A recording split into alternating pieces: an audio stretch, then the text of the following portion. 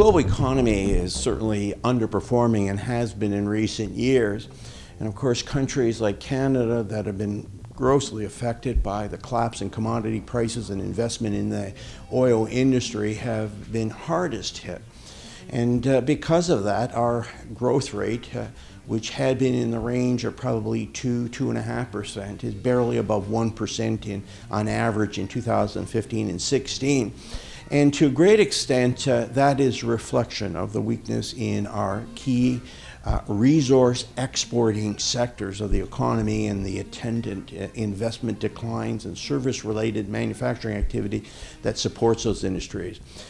But the glass can be half full rather than half empty, and part of that is that many sectors of our economy are still doing exceptionally well, and in particular the large metropolitan areas in the Vancouver area and in metropolitan Toronto.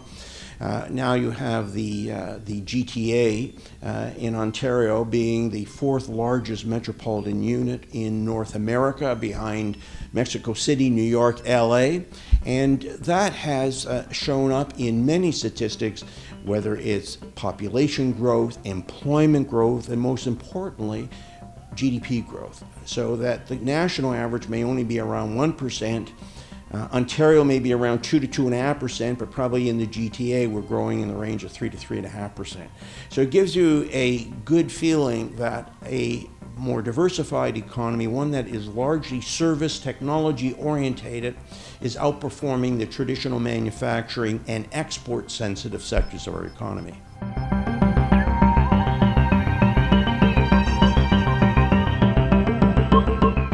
There are many reasons why Canada and the global economy have been underperforming. Some of them are cyclical, some of them are also structural.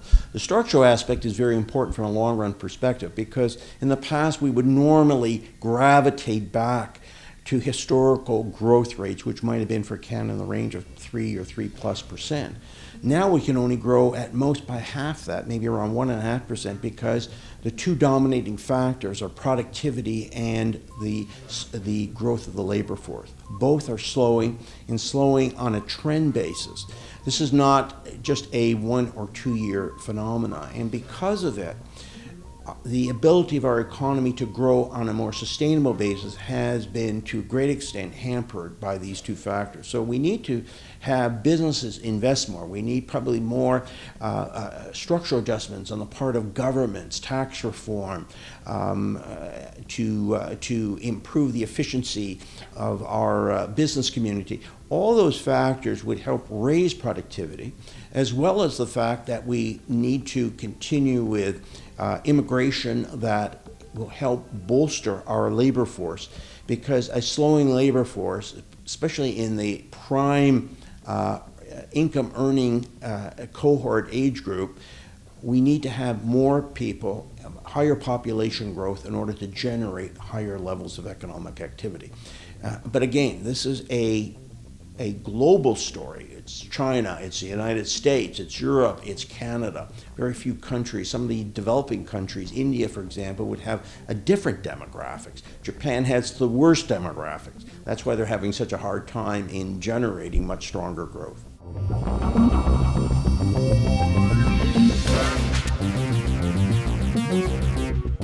In terms of other factors that are constraining the pace of growth, not as much in Canada as it is around the world, is the fact that the regulatory environment for financial institutions has changed and changed dramatically. In the post-Great Recession period, where financial problems that were located in the banking community because they were undercapitalized or made bad decisions, that financial institutions are now being, to a great extent, coming under greater control, regulatory environment in order to protect the various stakeholders and borrowers and the like. And so that has instilled a degree of restraint on the overall economy, because banks have to have more capital, which means they can lend less, and they also have to have probably more conservative lending practices, which again pushes you to a slower growth environment.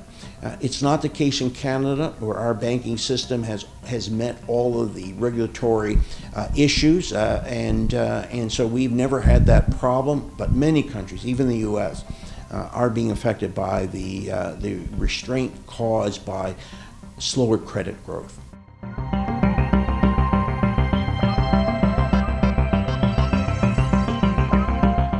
There's actually two big factors, I think, that are out there. The first one is business investment is weak, not only here in Canada, but around the world. A lot of that, here we have low interest rates. We have a need to boost productivity where our labor force is slowing, so therefore you need to have the ability to produce more with available people. The cost of that labor is going up because there's less people with less skills. Yet businesses are sitting on their hands to a great extent because of the fact that they are very, very unsure of the global outlook. Some of that is due to the fact that they're expecting stronger growth and it hasn't happened. The other factor is that we now have political instability in many countries, and with elections in the United States in November, in Germany, in France, in Spain, and Eastern European countries in 2017, there is a lot of concern that policies will change and not change for the better, because most of these policies are geared towards isolationist type of programs to generate stronger domestic growth at the expense of international trade ties. And over the past 30 to 40 years, we have been globalizing our supply chain. So we have international companies here in Canada, around the world, where they source from various places, they assemble in various places. That model is being called into question. So we have some very, very important issues, especially on the electoral side, that can define the scope for any improvement in the global economy in the years to come. Any elections that results in reducing international trade, in my opinion, will have a short-term negative impact on global growth and the Canadian economy.